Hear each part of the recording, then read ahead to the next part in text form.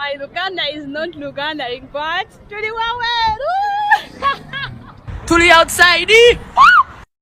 Okufedane teryoyo na line gwanga Buganda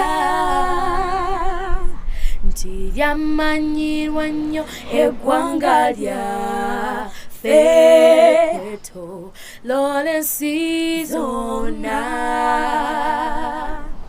twesimye nnyo olwa Buganda yaffe ekitiibwa kya Buganda kyava dda naffe tukikuumenga.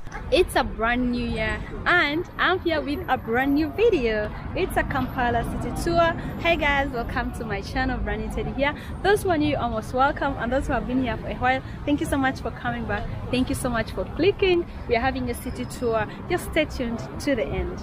This city tour was in partnership with Tuvayo Travel, your one-stop center for a wonderful travel experience, and travel with Twaha, a local tour guide. Things that we have to see: we have the torture chambers of Idi Amin, we have some of the remains of King Freddy's cars, and again I'll try to talk about the traditional cloth known as back cloth. The palace, of course, it was established in 1885 by Mwanga.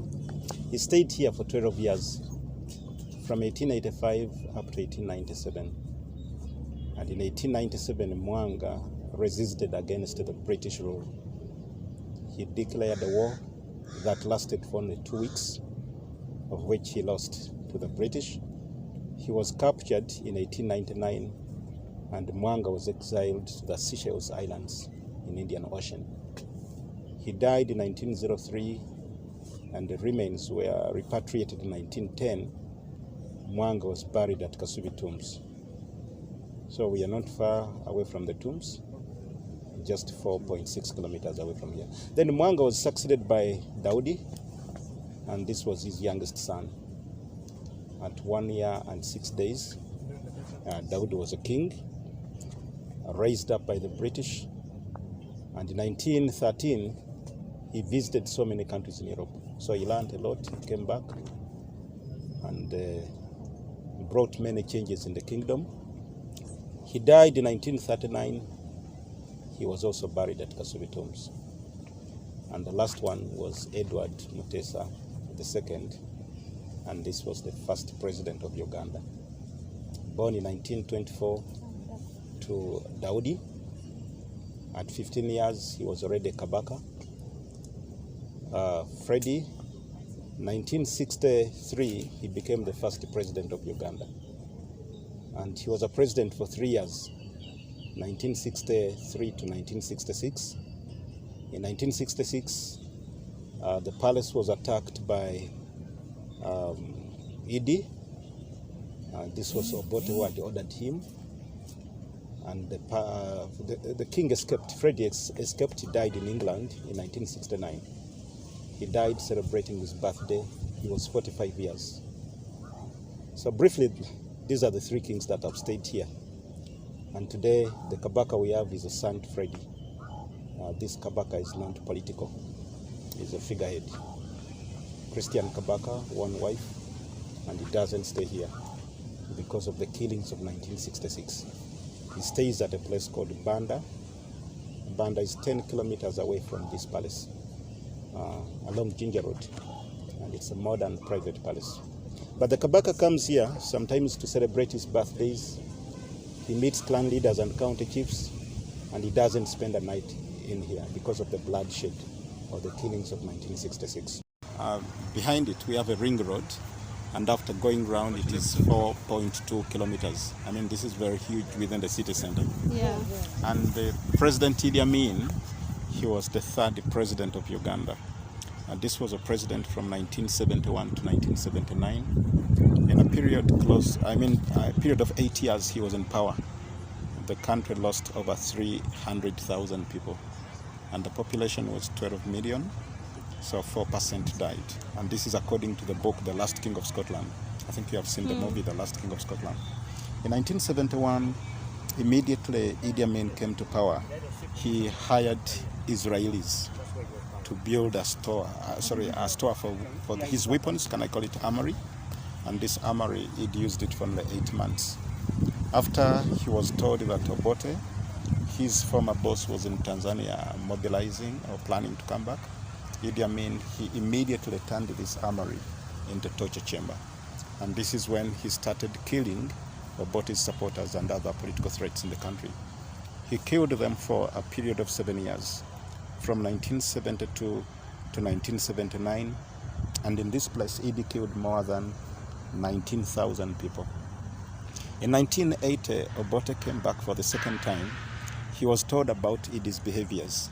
Obote also revenged, killing more than 6,000 Idi supporters in the same place. And altogether, Idi Amin and Obote, in a period close to 11 years, the two killed over 25,000 people in here. The place where we are going, it had water. The water was electrified.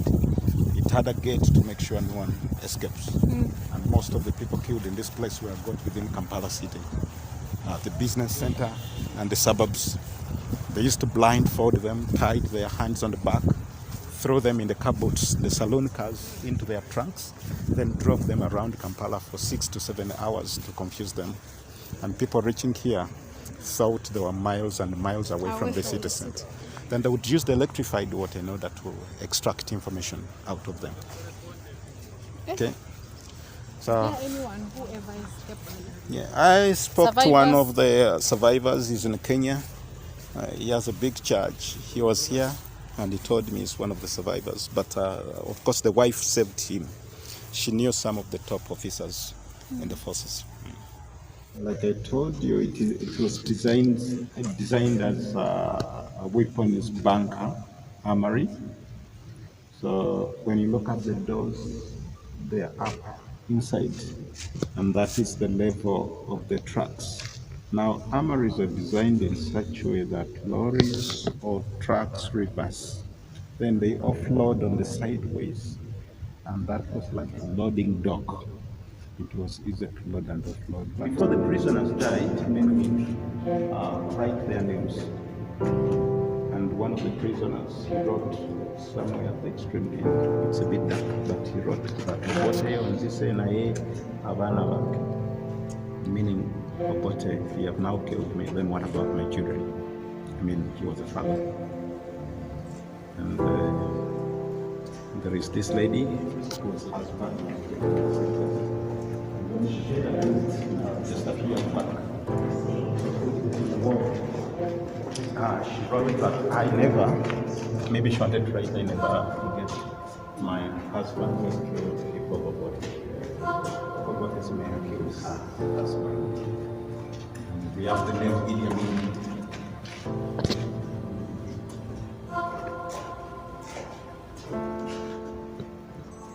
Still today, the name still spells destruction to many people. Like when you talk about Idi Amin, of course, people tell you he was not a good man. And he never had a permanent friend. He was a kind that would be a friend in the morning, then an enemy in the evenings. Even turned against his cabinet ministers. And lastly, we have the handprints left behind by the prisoners. And that is not blood. If it was blood over the years, it would have turned black, but this was dirty water.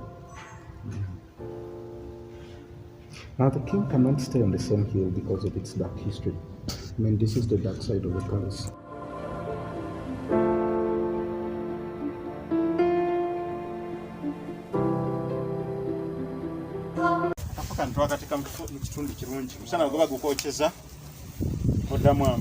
We have this special game. Many people love to call it the African chess, and it is found in many parts of Africa. And in other parts of Africa, it has 2 beds, and ours it has got 4. Here we call it Omweso, and we think the Buganda version is a bit complicated. So there are 64 seats. We put 32 here and 32 here. Then we start playing When we play going clockwise. And as we play, we capture. Here the objective is to disable the opponent. When it is still wet, so you bring it here and you start pounding.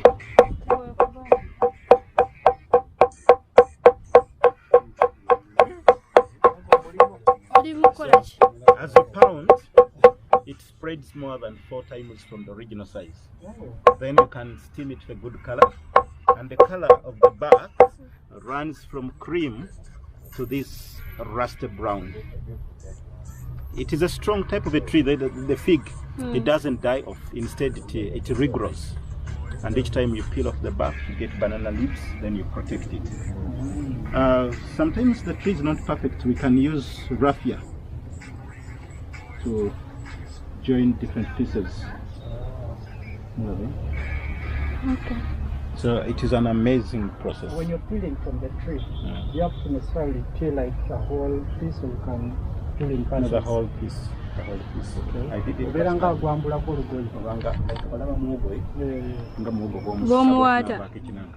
So like you don't have to damage the tree because you expect more harvests. So what you do, you get a muzingonyo, banana stalk. No genago in the Kampala. You do it gently, so that you don't damage the tree. Then after 8 months, there is a new one. 8 months? Yes, after 8 months. You can even harvest a tree for over 60 years. Wow. I'm one of the artists.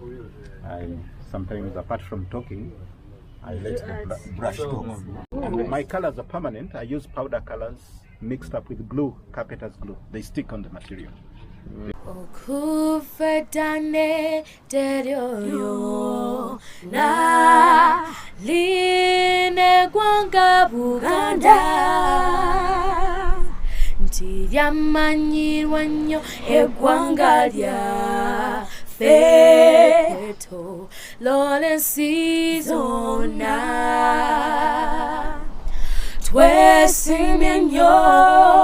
twesimye nnyo olwa Buganda yaffe ekitiibwa kya Buganda kyava dda naffe tukikuumenga